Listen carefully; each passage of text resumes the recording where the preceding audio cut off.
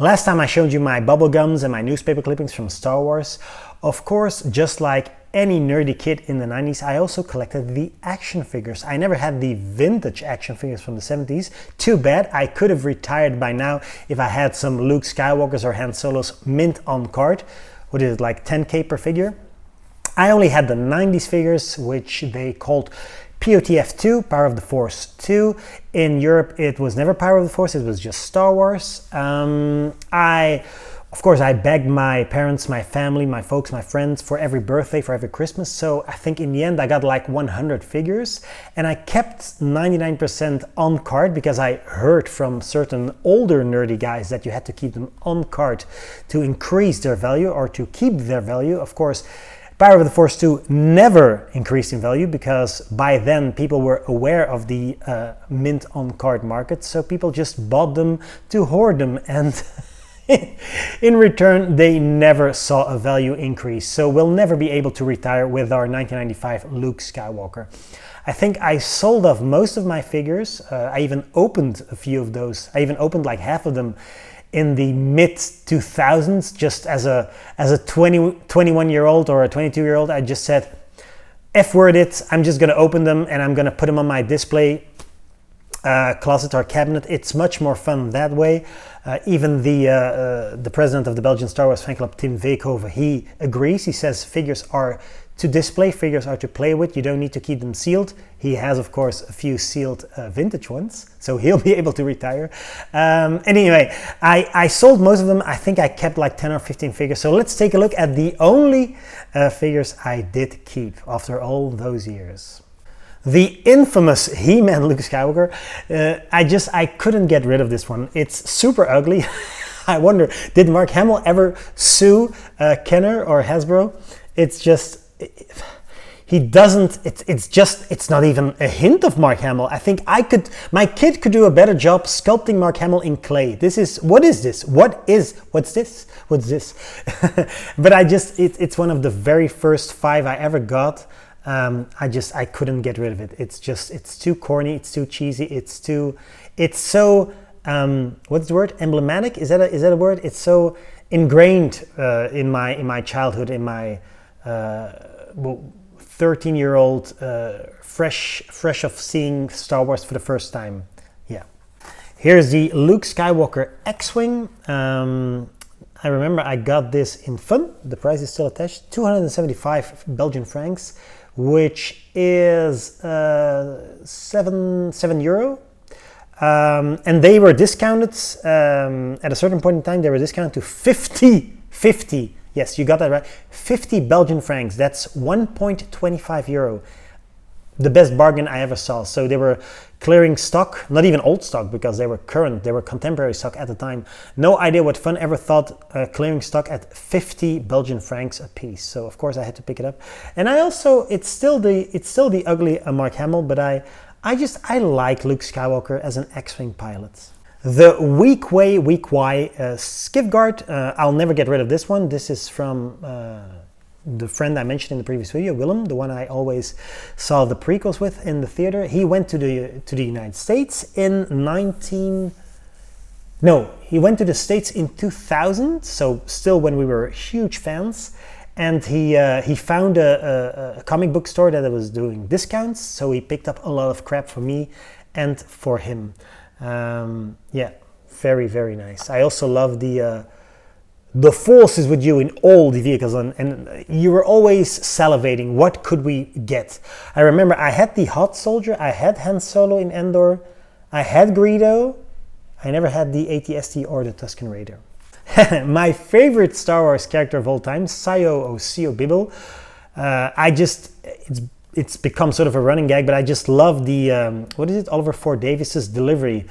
The communications disruption can mean only one thing: invasion. And then he sort of opens his eyes. It's like, I'm an actor. He's a real thespian. He's one of the he's a classically trained Shakespearean actor. So he had to enunciate invasion, and it's a real good likeness.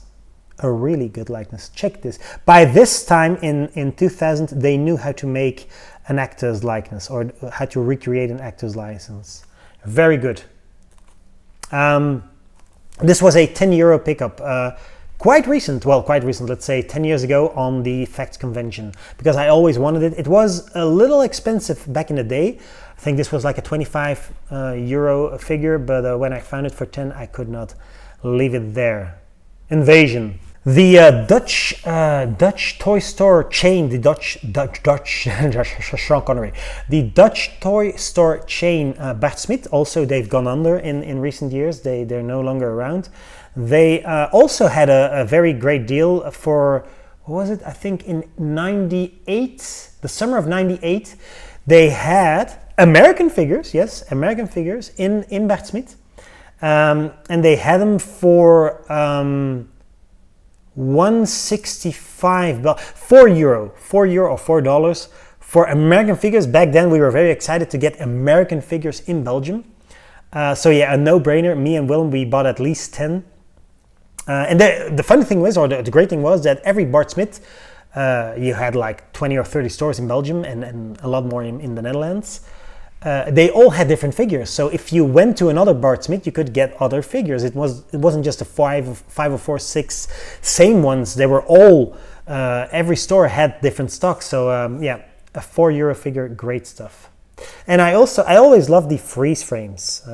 Yeah, it's just like a dia or a diag. How do you pronounce it? In Dutch we say dia, but for your projector. So. Great stuff. This is one of the freebies I loved most. It's just great to project them on your wall. Actual movie scenes to see and project. I don't think kids nowadays would find this exciting. I thought it was exciting. Great figure. Prune face. This one was still expensive. This one was in also a long gone. Not a comic book store, but more a store that specialized in trading cards, like CCG trading cards or Young Jedi. In Antwerp, what was it called? I think it was called Red Dragon Toys. I forgot it was in the Sint-Catalina Vist. And they also had some unsold stock of action figures, but they did not discount them, so I had to pay full price.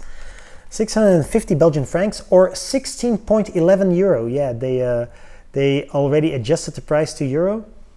Also with a freeze frame action slide. I just love the AT-AT driver. It's such a cameo figure. You see it for like 2 seconds in the movie, and of course it was important enough to get its own action figure. Here's one of those 50. Here's the proof. I'm not lying. 50 Belgian, €1.25. Insane deal. So discounted from $2.75 to $1.99 to 50. And this is of course Han Solo. Who doesn't like Han Solo? I didn't need one. I didn't need this one because I had the deluxe Han Solo. That was my very first action figure. But for €1.25, I could not leave this one. This was in 99, 2000, something like that. Here's my Comtech reader. Does it still work? Oh, it does. Let's listen to Sayo Bibble. How will you explain this invasion to the Senate? This invasion will gain you nothing. A communications disruption can mean only one thing: invasion. Oh, what a horrible line delivery. These are gifts from a friend of mine, Pim. He had them all, and he found them while digging through his closet or cleaning out his closet. So I wasn't going to say no to Star Tours action figures, but so I never bought these. These are just a gift.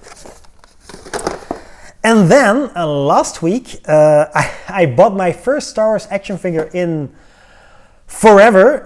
Well, at least since Sayo Bibble 10 years ago. Yeah, Andor is the best thing Star Wars did since 1980.